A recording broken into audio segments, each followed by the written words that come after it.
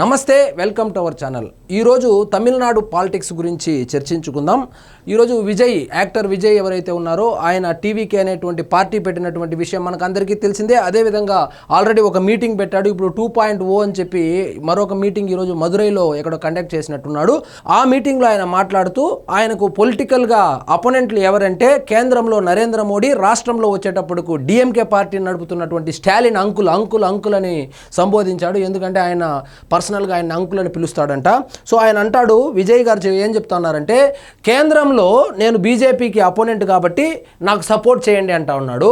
So కేంద్రంలో బీజేపీకి అపోనెంట్గా DMK ఎప్పటి నుంచో పోరాడుతూ ఉంది. సో డిఎంకేకు నీకు ఉన్నటువంటి తేడా ఏందో అది క్లారిటీగా చెప్పలేదు. ఏ విధంగా పోరాడబోతాడో అది కూడా చెప్పలేదు. అదేవిధంగా ఇప్పుడు ఆల్రెడీ డిఎంకే ఉండగా, బీజేపీకి వ్యతిరేకంగా డిఎంకేకి ఉండగా ఇప్పుడు కొత్త పార్టీ అవసరం ఏమి వచ్చిందో ఇంకా ఆయనే చెప్పాలా. అదేవిధంగా నాకు డిఎంకే అంటే పడదు, డిఎంకే పార్టీలో బాగుపడింది ఆయన పార్టీకి సంబంధించినటువంటి నాయకులు కావచ్చు, అదేవిధంగా ఆయనకు సంబంధించినటువంటి వ్యాపారవేత్తలు కావచ్చు, ఆయనకు సంబంధించినటువంటి కార్యకర్తలు వీళ్ళే బాగుపడుతున్నారు. కానీ యువతకు స్టాలిన్ ప్రభుత్వం ఏం చేసింది, అదేవిధంగా మహిళలకు ఏం చేసింది, మహిళలకు ఎవరికైనా రక్షణ ఉందా అని చెప్పి ఆయన కూడా చెప్పుకొని వచ్చారు. గంజాయి విపరీతంగా పెరిగిపోయింది, డ్రగ్స్ కల్చర్ పెరిగిపోయింది, ఆత్మహత్యలు పెరిగిపోయింది. సో ఈ పరిపాలన ఏమి అంతగా బాలేదన్నట్లు చెప్పుకొచ్చారు. సో డిఎంకే నాకు అపోనెంట్ అని చెప్పారు. డిఎంకేకి అపోనెంట్గా చాలా పార్టీలు ఉన్నాయి. మనం కనుక జమ్మూ కాశ్మీర్ నుంచి కన్యాకుమారి వరకు ఉన్న రాష్ట్రాలన్నీ గమనిస్తే తమిళనాడులో ఉన్నటువంటి ఆ రిజిస్టర్డ్ పార్టీలు ఎన్నైతే ఉన్నాయో అన్ని ఏ రాష్ట్రంలోనూ ఉండవు. సో ప్రతి దానికి, ప్రతి కులానికి ఒక పార్టీ ఉంది, ప్రతి మతానికి ఒక పార్టీ ఉంది, ప్రతి సిద్ధాంతానికి ఒక పార్టీ ఉంది అక్కడ. కానీ ఇది రెండో మీటింగ్లో కూడా విజయ్ తను రాజకీయాల్లోకి ఎందుకు వచ్చాడు, రాజకీయాల్లో వచ్చి ఏమి చేయబోతున్నాడని మాత్రం క్లారిటీ అయితే ఇవ్వలేకపోయాడు. సో ఈయన కేవలము ఐపాక్ టీం ఏదైతే ఉందో, ప్రశాంత్ కిషోర్ ఈయనకి ఆల్రెడీ పొలిటికల్ కన్సల్టెంట్గా పనిచేస్తున్నాడు అని చెప్పి వార్తలు కూడా వచ్చింది. సేమ్ ఆంధ్రప్రదేశ్లో జగన్మోహన్ రెడ్డి గారితో ఏ విధంగా స్టంట్లు వేపించాడో అదే స్టంట్లు విజయ్ దగ్గర తమిళనాడులో వేపిస్తున్నాడు. కానీ మనం అర్థం చేసుకోవాల్సింది, ఆంధ్రప్రదేశ్లో రాజకీయాలు వేరు, తమిళనాడులో రాజకీయాలు వేరు. ఇప్పుడు కొన్ని ఫోటోలు చూపిస్తాను. ఇవి సిద్ధం సభల్లో జగన్మోహన్ రెడ్డి గారు అటెండ్ అయినటువంటి సిద్ధం సభలు వచ్చినటువంటి జనాలా, లేకపోతే విజయ్ సభకు వచ్చినటువంటి జనాలా మీరే కన్ఫ్యూజ్ అవుతారు. కానీ ఈ సభలు పెట్టించింది మాత్రం ఐపాక్ టీమే కాబట్టి ఆ ఫార్మేట్ అంతా ఒకటే ఉంటుంది. ఇక్కడ చూడండి, జనం అయితే విపరీతంగా వచ్చారు. అదే ర్యాంపు, అదే డయాసు, అదే విధంగా ఏ విధంగా అయితే సిద్ధం సభల్లో జగన్మోహన్ రెడ్డి గారు పాల్గొన్నారో అదే ఫార్మేట్ని విజయ్ దగ్గర కూడా ఈ ఐపాక్ టీం వాళ్ళు వేయిస్తున్నట్టు తెలుస్తోంది. ఇక్కడ చూడండి, విజయ్ పార్టీ పెట్టి దాదాపుగా 2 సంవత్సరాలు కాబోస్తుంది అనుకుంటాను. 2 సంవత్సరాల్లో ఎప్పుడూ కూడా జనాల్లోకి వచ్చినటువంటి దాఖలాలే లేవు. అదేవిధంగా ప్రజా సమస్యల మీద పోరాడినటువంటి దాఖలాలు కూడా లేవు. ఎప్పుడో వస్తాడు, ఈ విధంగా మీటింగ్ పెట్టి వెళ్ళిపోతాడు.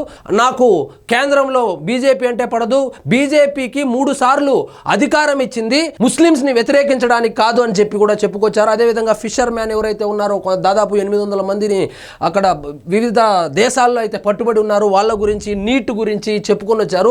ఇవన్నీ డిఎంకే మాట్లాడుతున్నటువంటి మాటలే.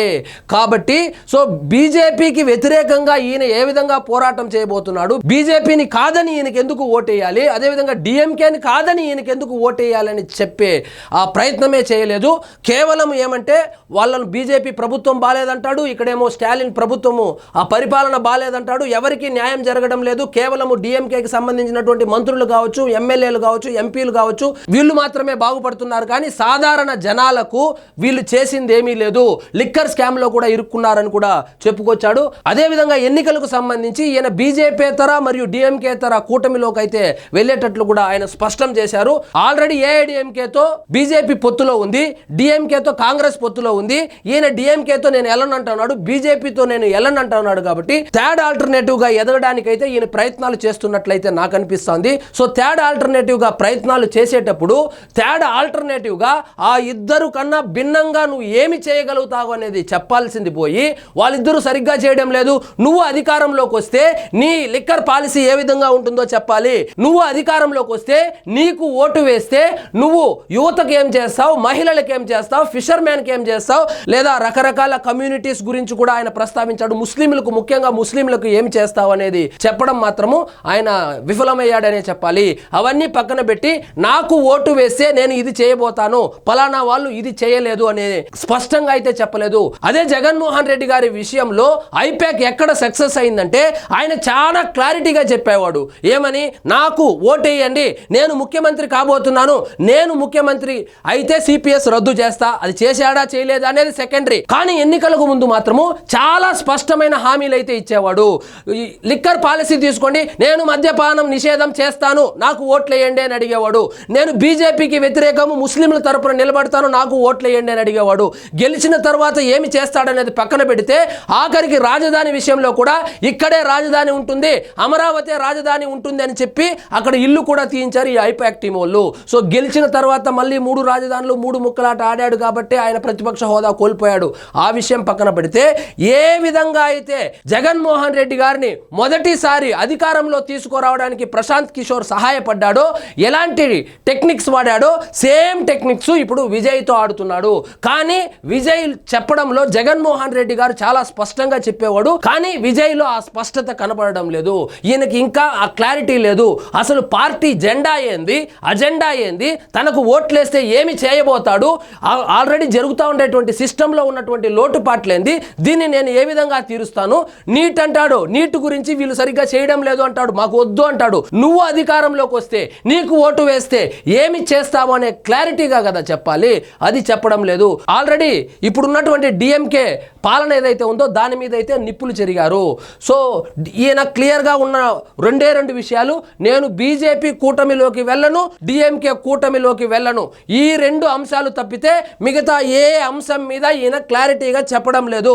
ఎన్నికలు ఇక 1.5 సంవత్సరం ఏమో ఉంది కాబట్టి, ఇంకా సమయం ఉంది కాబట్టి మరి అప్పుడేమైనా చెబుతాడో చూడాలి. కానీ ఐపాక్నే కనుక నమ్ముకుంటే వాళ్ళు ఇలాంటి సభలు, సిద్ధం సభలు అని చెప్పి పెట్టి ఆ జనాలను గ్రీన్ మ్యాట్లు వేసి గ్రాఫిక్స్ చేసి జనాలు చూపించి జనాలు తండోపతండాలుగా వచ్చేస్తా ఉన్నారని చెప్పి జగన్మోహన్ రెడ్డి గారు కొంప ముంచింది ఈ ఐపాక్ వల్లే.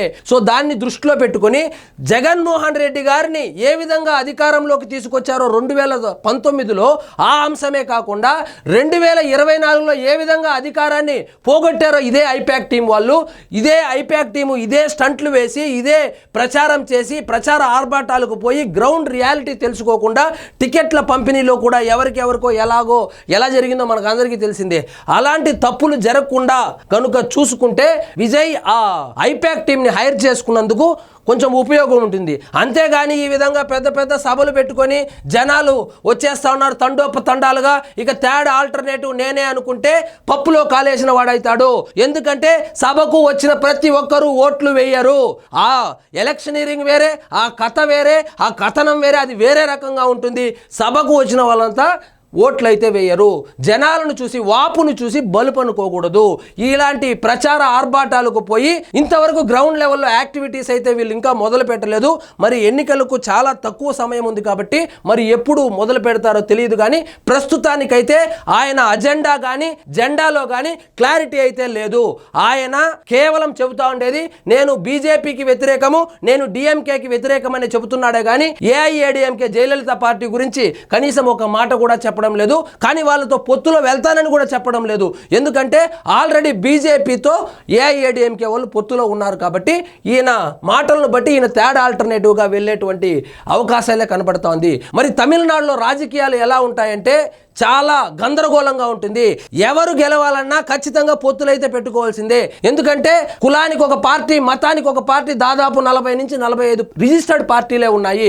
ఓట్లు చీలిపోతాయి. ఇప్పుడు డిఎంకే కావచ్చు, ఇంతకు ముందు గెలిచినటువంటి ఏఐడిఎంకే కావచ్చు, పొత్తుల్లో వెళ్ళే గెలిచారు. పొత్తుల్లో వెళ్ళిన వాళ్ళే కరుణానిధి కాలం నుంచి ఇప్పటి వరకు గెలుస్తా వస్తా ఉన్నారు. కాబట్టి మరి ఎవరితో పొత్తు పెట్టుకుంటాడు, లేదా ఒంటరిగా పోటీ చేస్తాడు చూడాలి. ఒంటరిగా పోటీ చేస్తాడు, సింగిల్ గా వస్తాడని చెప్పి వైఎస్ఆర్ సిపిఓ లేదో సోషల్ మీడియాలో చెప్తా ఉన్నారు కదా. సింగిల్ సింహాలు పుల్లు తమిళనాడు రాజకీయాల్లో అయితే పనికిరాదు. కాబట్టి ఈయన థర్డ్ ఆల్టర్నేటివ్లో వేరే ఇతర ఏ పార్టీలని కలుపుకొని వెళ్తారు. వేరే ఇతర పార్టీలు ఈయన్ని ఏ విధంగా నమ్ముతాయి? ఎందుకంటే తమిళనాడు తమిళనాడు పాలిటిక్స్లో చాలా క్లారిటీగా ఉండాలి. సో వాళ్ళు డిఎంకే అంటే వాళ్ళు చాలా క్లారిటీగా ఉంటారు. ఇప్పుడు ఉదాహరణకు సనాతన ధర్మమే తీసుకోండి.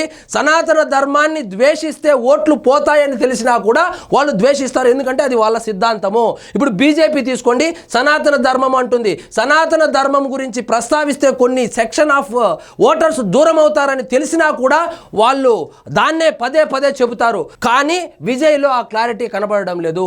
ఈరోజు ముస్లిమ్స్ గురించి మాట్లాడాడు, అదేవిధంగా అక్కడ ఉన్నటువంటి హిందువుల గురించి ప్రస్తావించలేదు. కాబట్టి ఆయనలో క్లారిటీగా అయితే ఇంతవరకు కనపడడం లేదు. పార్టీ పెట్టి 2 సంవత్సరాలైనా ఆయన అజెండా ఏమిటి, ఆయనకు ఓటు వేస్తే ఏమి చేయబోతున్నాడు, ఇప్పుడు ఉన్నటువంటి సిస్టమ్ ఏంది, ఈ సిస్టమ్ని ఆయన ఏ విధంగా మార్చడానికి అసలు ఆయన రాజకీయాల్లోకి ఎందుకు వచ్చాడని చెప్పి క్లారిటీగా అయితే చెప్పడం లేదు. ఆ క్లారిటీ అయితే మిస్ అయింది. మరి చూద్దాం, రానున్నటువంటి సభల్లోనైనా క్లారిటీ ఇస్తాడా లేకపోతే ఇలాగే కన్ఫ్యూజ్డ్గానే ఉంటాడా చూడాలి. మరి ఫైనల్గా ఆయన చెప్పింది ఏమంటే ఆయన బీజేపీకి వ్యతిరేకము, డిఎంకేకి వ్యతిరేకము, ఇంతకు తప్పితే ఏమీ చెప్పలేదు. మరి చూద్దాం రానున్న సభల్లో రానున్న ప్రసంగాల్లో ఏమైనా కొత్త విషయాలు చెబుతాడని. ఇదే విషయాన్ని మొదటి సభలో కూడా చెప్పుకొచ్చారు. ఇప్పుడు కొత్తగా అయితే ఏమీ చెప్పలేదు. బట్ ఈ సభ అయితే చాలా పెద్ద సక్సెస్ అయింది. అదేవిధంగా భారీ సంఖ్యలో అభిమానులు కావచ్చు, పార్టీ కార్యకర్తలు అనేదానికన్నా అభిమానులు అయితే భారీగా అయితే అటెండ్ అయ్యారు. సో చూద్దాం మరి ఏం జరుగుతుందో. సో ఇదండి ఈరోజు మన టాపిక్. మీకు ఈ వీడియో నచ్చినట్లయితే లైక్ చేయండి, షేర్ చేయండి, ఛానల్ మాత్రం సబ్స్క్రైబ్ చేసుకోవడం మర్చిపోవద్దు.